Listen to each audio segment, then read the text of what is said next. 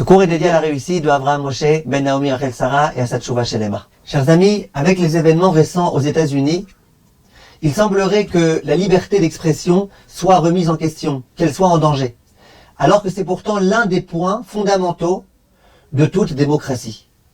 Force est de constater que depuis le début de la pandémie du Covid-19, en passant par l'affaire des vaccins et, bien évidemment, des élections aux États-Unis, le mot-clé liberté d'expression a complètement envahi la toile.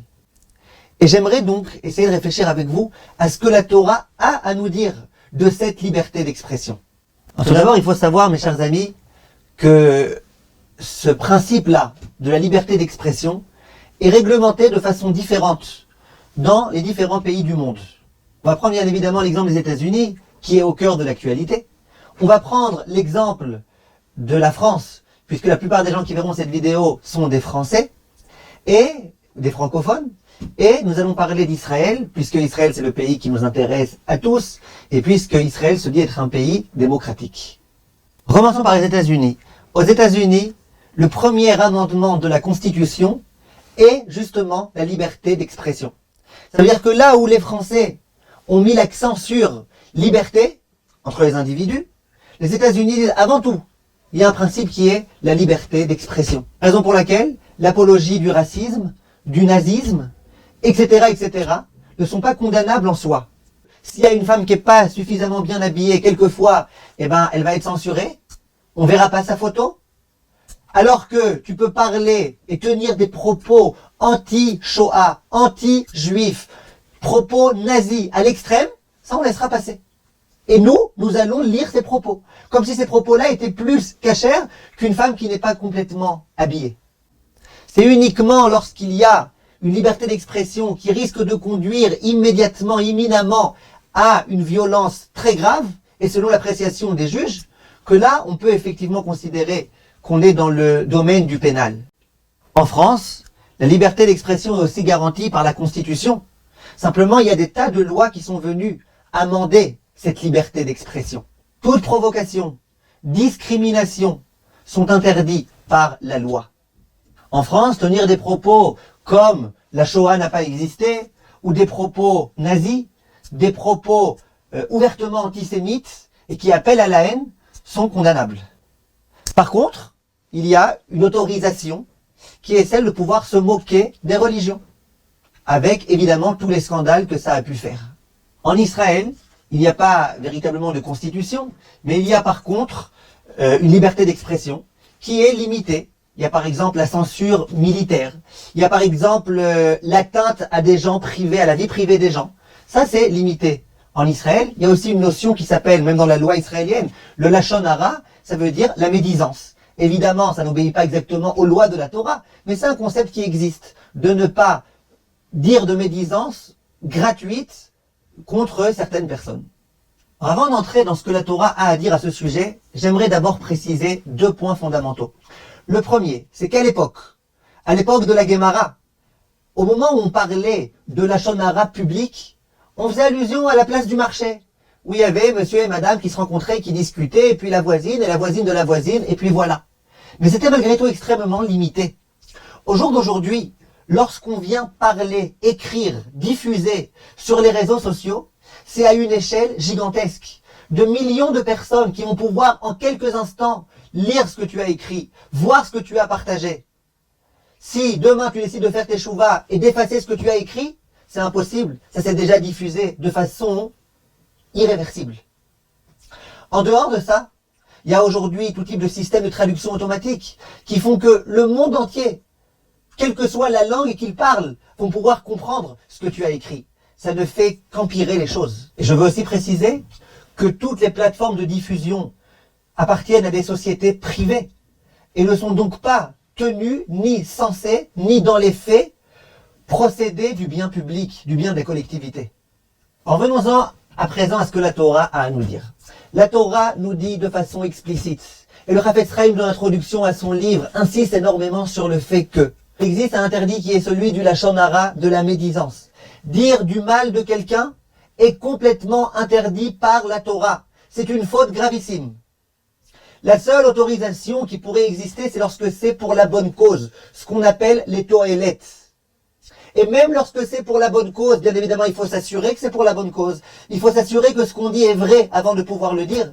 Et en dehors de ça, même la personne qui a écouté, qui a lu ce qu'on a dit ou ce qu'on a écrit, eh ben, il faut qu'elle craigne. Ça veut dire qu'elle se dise que peut-être que c'est vrai, sans croire absolument cette chose-là. Le Chafetz Chaim dit que le Lachon Hara est valable aussi bien s'il est à l'oral que s'il est à l'écrit. Donc penser qu'on est en dehors des lois du Lachon Hara lorsqu'on est sur les réseaux sociaux, ça serait déjà une très très grave erreur. Il y a l'interdit de la rechilut. Rechilut, c'est le colportage.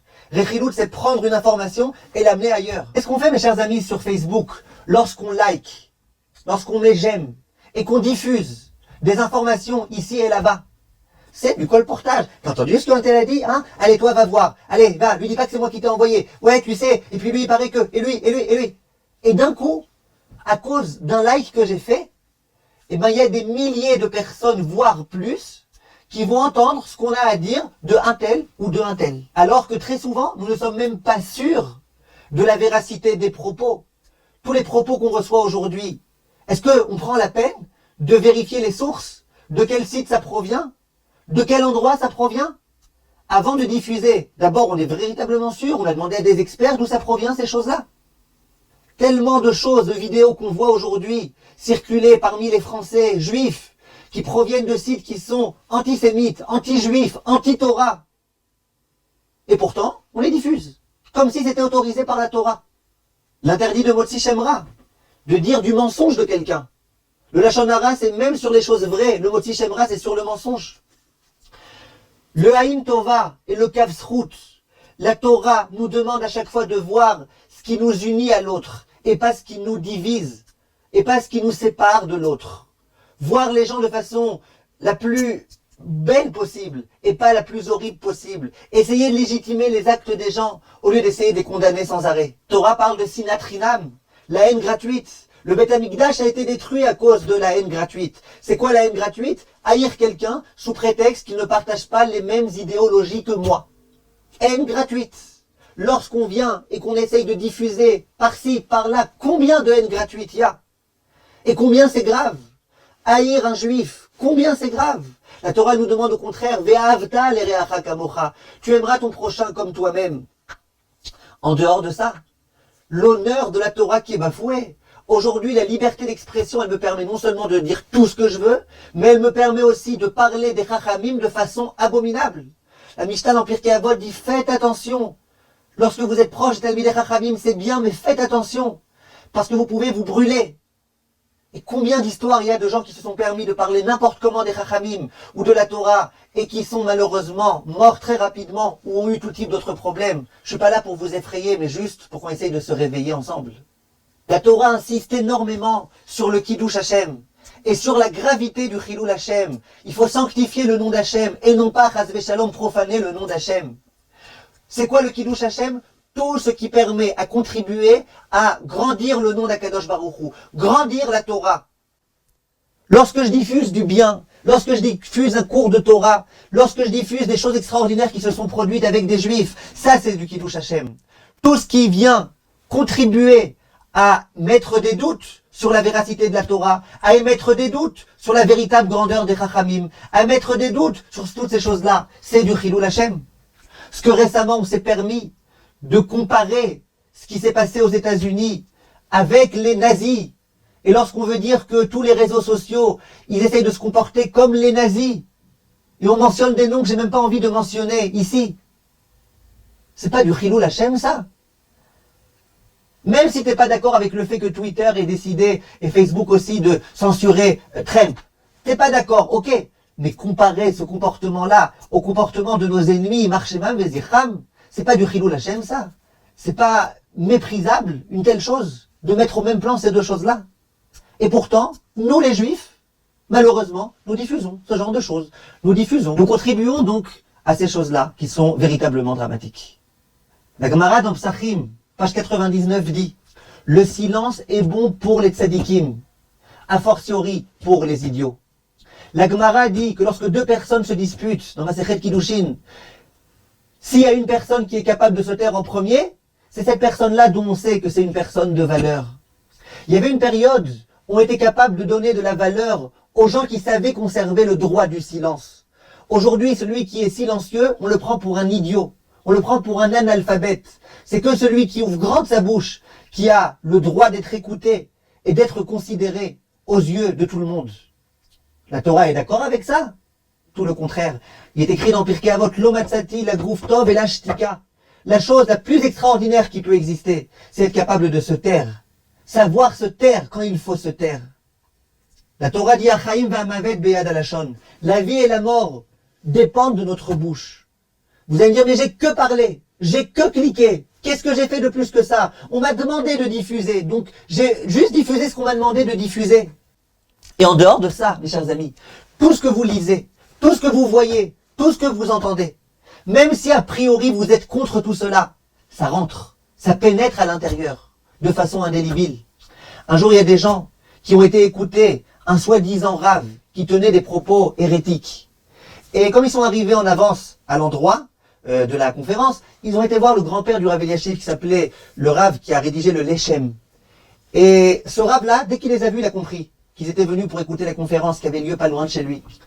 Et il leur a répété 3 fois, dites-moi, vous connaissez un savon qui est capable d'effacer les propos que nos oreilles ont entendus? Est-ce que vous connaissez un savon qui est capable d'effacer ce que nos oreilles ont entendu, ce que nos yeux ont vu? Eh bien, c'est exactement le problème. Ça n'existe pas. Ce qui rentre dans nos esprits, ça reste de façon indélébile, ancré. Qu'on le veuille ou non. Et au fur et à mesure, on s'étonne. Pourquoi on devient un peu plus indifférent aux valeurs de la Torah? Pourquoi on est un peu plus ouvert à tout ce qu'on entend ici et là-bas? La situation, mes chers amis, est catastrophique. Fort de tous ces propos-là, mes chers amis, j'aimerais vous dire, aujourd'hui, on entend des tas de gens qui commencent à dire on va quitter Facebook, on va quitter Twitter, on va quitter tous ces réseaux sociaux-là, il y a trop de censure, on va aller vers d'autres réseaux sociaux. Permettez-moi de vous dire que moi, personnellement, je pense que les réseaux sociaux que je viens de citer, ils sont eux-mêmes beaucoup trop ouverts pour des juifs de la Torah. Beaucoup trop ouverts. Trop ouverts à l'antisémitisme. Trop ouverts aux bêtises, aux vomis que les gens vomissent là-bas. Trop ouverts. Vous demandez de complètement vous écarter de cela. Je ne sais pas si vous m'écouterez, mais ce que je peux vous demander, mes chers amis, c'est plusieurs choses. Première chose, avant de diffuser une information, avant de diffuser une vidéo, sachez que vous avez entre vos mains une arme atomique, un interdit gravissime de la Torah, ou au contraire, une mitzvah de la Torah.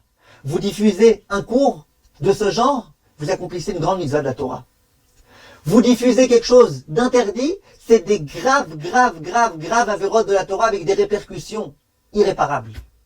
Donc premièrement, avant toute chose, vérifiez qui est l'auteur de cette chose-là. C'est pas parce que quelqu'un m'a envoyé cette chose-là que ce quelqu'un est religieux que ça veut dire que c'est bien. Vérifiez. Vous avez une question de halakha, appelez un rave. Appelez un rave. Est-ce que vous pensez que cette cause-là, ça s'appelle les toélettes, que c'est pour quelque chose de positif et que j'ai le droit de diffuser? Attention, c'est pas parce qu'on peut le faire en un bouton, c'est pas parce qu'il y a des lois qui autorisent la liberté d'expression que la Torah elle est d'accord avec ça. Alors s'il vous plaît mes chers amis, avant de diffuser, faites très attention, réfléchissez bien, sachez que ça aura des répercussions très graves dans ce monde-ci et dans le monde futur. Deuxièmement, vous-même, essayez s'il vous plaît de vous déconnecter un petit peu de Facebook et de tous ces endroits-là. Essayez d'être le moins possible dessus. Essayez de passer plutôt du temps à aider vos femmes, à aider vos maris, à être avec vos enfants, à être en famille, à faire du positif, à regarder des vidéos de Torah. Sur Torah Academy, il y a beaucoup de vidéos de Torah, Baruch Hashem, et ailleurs aussi. Essayez d'être des gens qui procédaient du bien. Et essayons un petit peu de prendre du recul et de se distancier un petit peu de toutes ces personnes-là qui, malheureusement, ont oublié qu'il y avait une dimension qui était celle de la Torah. Et qui pensent qu'aujourd'hui il y a une nouvelle Torah, celle dans laquelle on peut dire ce qu'on veut, même si ça vient aux dépens de la profanation du nom d'Hachem. Hashem Yirachem, Hashem Ishmor. Merci de votre attention mes chers amis, et à très bientôt.